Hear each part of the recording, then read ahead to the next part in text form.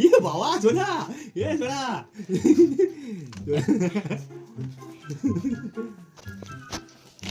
এই তোর দাবি কি? মা তোর দাবি কি? হ্যাঁ বাবা, আমার সাথে বেশি মশকরা করো না, আমি কিন্তু এখনই খেলা দেখিয়ে দেবো।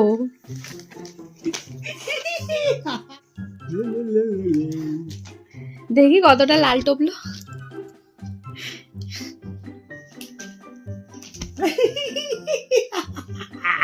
সরাও, হাত দিয়ে কিন্তু কেড়ে নেবে। এক ছবি ছবি হবে নাকি?